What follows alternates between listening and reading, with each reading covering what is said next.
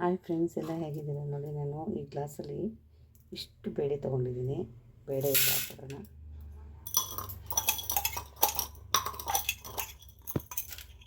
ನೋಡಿ, ಇದಕ್ಕೆ ಬೇಳೆ ಸಾಂಬಾರಿಗೆ ತುಂಬ ದಿನ ಆಗಿದೆ ಬೇಳೆ ಸಾಂಬಾರು ಮಾಡಿ. ಅದಕ್ಕೆ ಹೋಗಿ ಒಂದಷ್ಟು ಬೀನ್ಸ್ ಇದೆ, ಒಂದು ಅರ್ಧ ತುಂಡು ಕ್ಯಾರೆಟು, ಒಂದು ಆಲೂಗಡ್ಡೆ, ದಪ್ಪ ಮೆಣಸಿನ್ಕಾಯಿ ಇದಿದೆ. ಇಷ್ಟು ತರಕಾರಿ ಬೇಳೆ ತೊಳ್ಕೊಂಡು ಬಂದ್ಬಿಡೋಣ.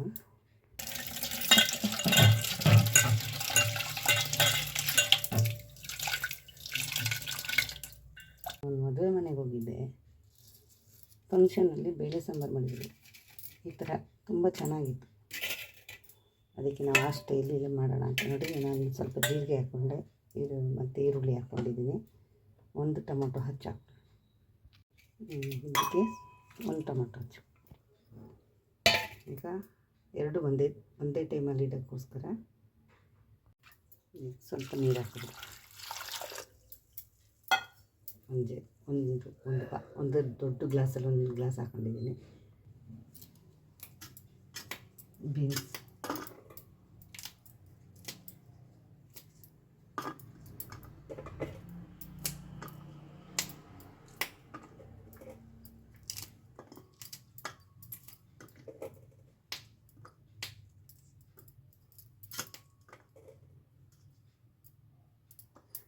ಮದುವೆ ಮನೆಯಲ್ಲೇ ಅವರು ರುಬ್ಬಿ ಮಾಡಲ್ಲ. ಯಾವುದೇ ಕಾರಣಕ್ಕೂ ಎಲ್ಲೂ ಅಷ್ಟೇ ಬೇಳೆ ಸಾಂಬಾರು ರುಬ್ಬಿ ಮಾಡಬಾರ್ದು.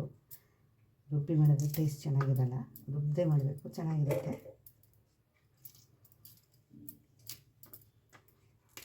ನಾನು ಹಾಕಿ ಮಾಡ್ತಾಯಿದ್ದೀನಿ.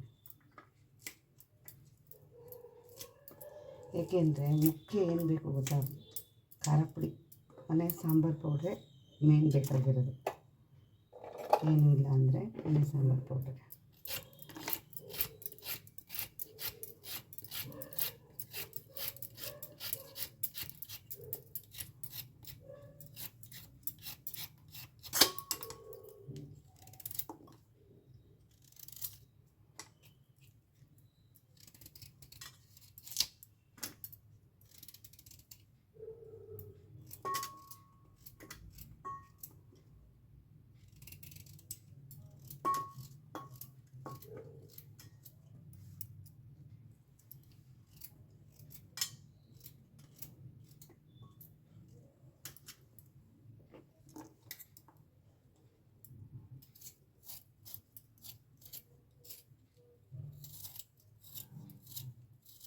ಅವ್ರೇನು ತೆಗಿಯಕ್ಕೆ ಹೋಗಲ್ಲ, ನಾವು ತೆಗಿತಾ ಇರೋದು.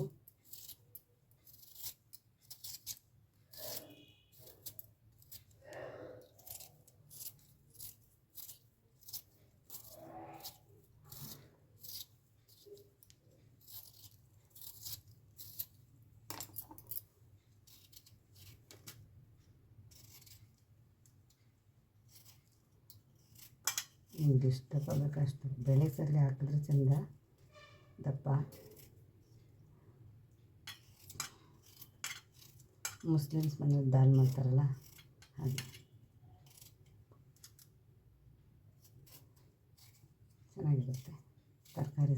ತರಕಾರಿ ಸಾಂಬಾರು ತಿನ್ನಬೇಕು. ಏಕೆಂದರೆ ಬರೀ ಅದು ಇದು ಪಿಜ್ಜಾ ಬರ್ಗರು ಆ ಥರ ಈ ಥರ ಊಟ ಎಲ್ಲ ಮಾಡಿದ್ರೆ ಏನು ಪ್ರಯೋಜನ ಇಲ್ಲ. ಈಗ ಇದನ್ನು ತೊಳ್ಕೊಂಡು ಬಂದ್ಬಿಟ್ಟು ಕ್ಯಾಬೇಜ್ ಇರ್ತದೆ.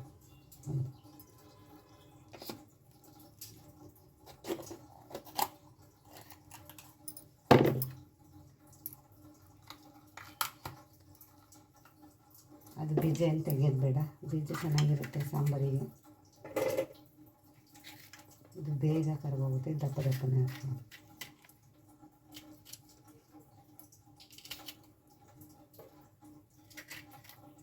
ಬೇಳೆ ಸಾಂಬಾರಿಗೆ ದಪ್ಪ ಮೆಣಸಿನ್ಕಾಯಿ ಹಾಕಿದ್ರೆ ತುಂಬ ಟೇಸ್ಟ್. ಕುಕ್ಕರಲ್ಲಿ ನೀರು ಹಾಕಿಟ್ಕೊಂಡಿದ್ದೀನಿ. ಬೇಳೆ ಇಟ್ಕೊಳ್ಳೋಣ. ಒಂದು ನಿಮಿಷ ಅದಕ್ಕೆ ಖಾರ ಪುಡಿ ಹಾಕಬೇಕು. ಒಂದೇ ಸಲ ಮಾಡ್ಕೊಬಿಡೋಣ, ಏಕೆಂದರೆ ಬೇಗ ಆಗುತ್ತೆ ಅಂತ. ಮನೆ ಸಾಂಬಾರು ಪೌಡ್ರ್ ಇದು. ನಾನು ಹಾಕಿದ್ದೀನಿ ಈ ವಿಡಿಯೋನ, ಸಾಂಬಾರು ಪುಡಿ ಯಾವ ಥರ ಮಾಡ್ಕೊಳ್ಳೋದು ಅಂತ. ಸಾಕು, ನಾನು 2 ಸ್ಪೂನ್ ಹಾಕಿದ್ದೀನಿ, ಅದೇ ಸಾಕು. ಇದನ್ನು ಮುಚ್ಚಿಬಿಟ್ಟು ಜೊತೆಗೆ ಇದನ್ನು ಹಾಕ್ಬಿಡೋಣ. ಈಗ ಅದಕ್ಕೆ ಸ್ವಲ್ಪ ನೀರು ಹಾಕಿ, ಇದಕ್ಕೆ ಸ್ವಲ್ಪ ನೀರು ಹಾಕಬೇಕು. ಆವಿಲೇ ಬೆಂದ್ಕೊಳ್ಳುತ್ತೆ, ಏನಿಲ್ಲ. ಈಗ ಕುಕ್ಕರ್ ಮುಚ್ಚಳ ನಾನು ಮುಚ್ಚಿದ್ದೀನಿ. ವಿಷಲ್ ಹಾಕ್ಬಿಟ್ಟು 1 ವಿಷಲ್ ಬೇಳೆಗೆ ಬೆಂದ್ಬಿಡುತ್ತೆ.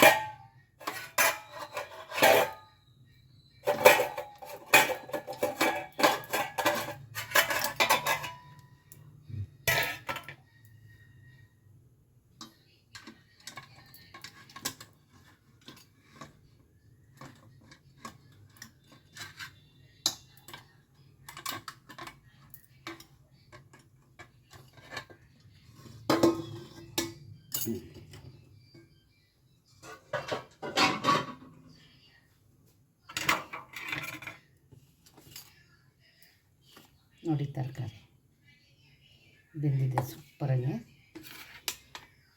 ತರಕಾರಿನೂ ಬೆಂದಿತ್ತು ಮತ್ತು ಸಾಂಬಾರು ರೆಡಿ ಆಯಿತು. ಈಗ ಇದನ್ನು ಪಾತ್ರೆಗೆ ಹಾಕ್ಬಿಟ್ಟು ಒಗ್ಗರಣೆ ಹಾಕ್ಬಿಟ್ಟು ಉಪ್ಪು ಹಾಕ್ಬಿಟ್ಟು ಇಳಿಸ್ಬಿಡೋಣ.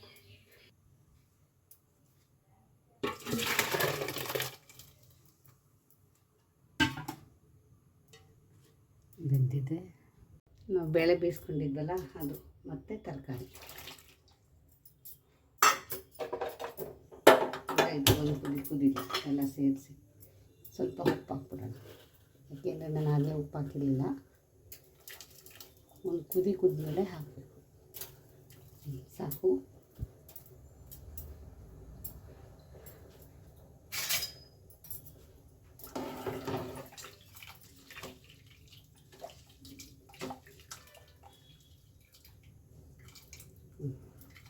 ಈಗ ಅದು ಕುದೀಲಿ. ಬೇರೆದ್ರಲ್ಲಿ ಒಗ್ಗರಣೆ ಹಾಕೊಳ್ಳೋಣ. ಒಳ್ಳೆಯಲ್ಲಿ ಖಾಲಿ ಇದೆ. ಸಾಸಿವೆ ಸಿಗಲಿ, ಜೀರಿಗೆ,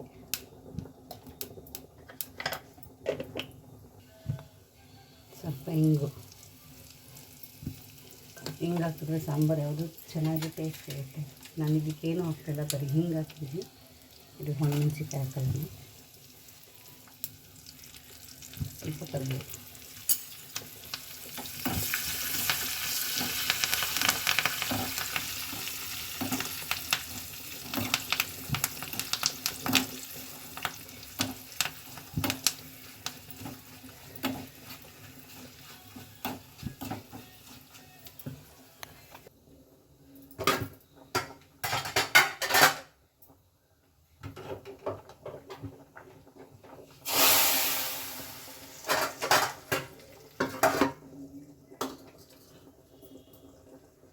ಒಗ್ಗರಣೆ ಆಯಿತು, ಸಾಂಬಾರು ಮುಗೀತು. ಒಳ್ಳೆ ತರಕಾರಿ ಸಾಂಬಾರು. ಯಾಕೆಂದರೆ ಕೊತ್ತಂಬರಿ ಸೊಪ್ಪು ಸ್ವಲ್ಪ ಹಾಕೋಣ. ಇದು ಎಷ್ಟು ಚೆನ್ನಾಗಿರುತ್ತೆ ಅಂದರೆ ನಿಜವಾಗ್ಲೂ ಬೇಳೆ ಸಾಂಬಾರು ಬೊಂಬಟಾಗಿರುತ್ತೆ.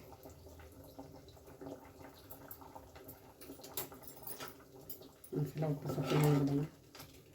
ತರಕಾರಿ ಸಾಂಬಾರು ಮಾಡಿ ತುಂಬ ದಿನ ಆಗಿದೆ. ಇದು ಬೇಳೆ ಎಲ್ಲ ಚೆನ್ನಾಗಿ ಬೆಂದಿದೆ ನೀಟಾಗಿ.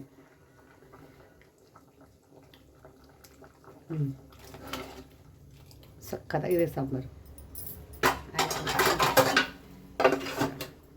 ಸ್ವಲ್ಪ ಇದಕ್ಕೆ ಕೊಬ್ಬರಿ ತುರಿ, ಕಾಯಿ ತುರಿ ಹಾಕ್ಬಿಡೋಣ. ಮರ್ತೋಯ್ತು ನನ್ನ ಹಾಕೋದು.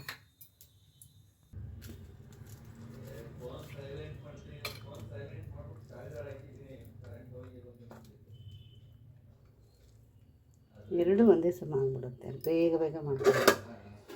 ಕೆಲ್ಸಕ್ಕೆ ಹೋಗೋರಲ್ಲ ಇನ್ನೇನು ಮಾಡೋದು. ನನ್ನ ಪಾನ್ ಇತ್ತು, ಪಾನು ನಾವು ಯೂಸ್ ಮಾಡ್ತಿರ್ಲಿಲ್ಲ, ಈಗ ಯೂಸ್ ಮಾಡೋಕ್ಕೆ ಸ್ಟಾರ್ಟ್ ಮಾಡಿದ್ದೀನಿ. ಅಲ್ಲಿ ಬೇಳೆ ಎಲ್ಲ ಬೆಂದು ಮೊಸರಾಗ್ಬಿಟ್ಟಿದೆ. ಎಷ್ಟು ಚೆನ್ನಾಗಿರುತ್ತೆ ಅಂದರೆ ಚೆನ್ನಾಗಿರುತ್ತೆ. ಬೇಳೆ ಸಾಂಬಾರು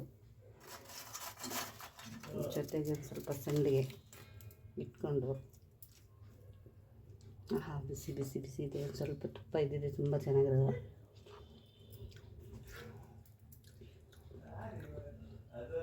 ಚೆನ್ನಾಗಿದೆ, ಸಖತ್ತಾಗಿ ಬಂದಿದೆ. ಎಲ್ಲ ಬೆಂದೋಗಿದೆ ನೋಡಿ, ಏನೂ ಇಲ್ಲ, ಎಲ್ಲ ಕ್ಲೀನಾಗಿ ಬೆಂದೋಗಿದೆ. ಸಾಂಬಾರು ಸ್ವಲ್ಪ ನೀರಿನಂಗೆ ಇರಬೇಕು, ಯಾಕೆಂದರೆ ನಾನು ರುಬ್ಬಿ ಮಾಡಿಲ್ಲ, ಹಾಗೆ ಮಾಡಿರೋದು, ಉದುರಿಸಿ ಖಾರ ಪುಡಿ ಹಾಕಿ ಮಾಡಿರೋದು.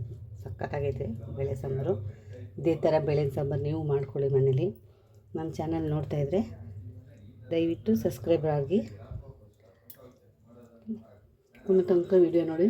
ಈ ವಿಡಿಯೋ ಇಷ್ಟ ಆದರೆ ಲೈಕ್ ಮಾಡಿ, ಶೇರ್ ಮಾಡಿ, ಕಮೆಂಟ್ ಮಾಡಿ. ಧನ್ಯವಾದ. Thank you.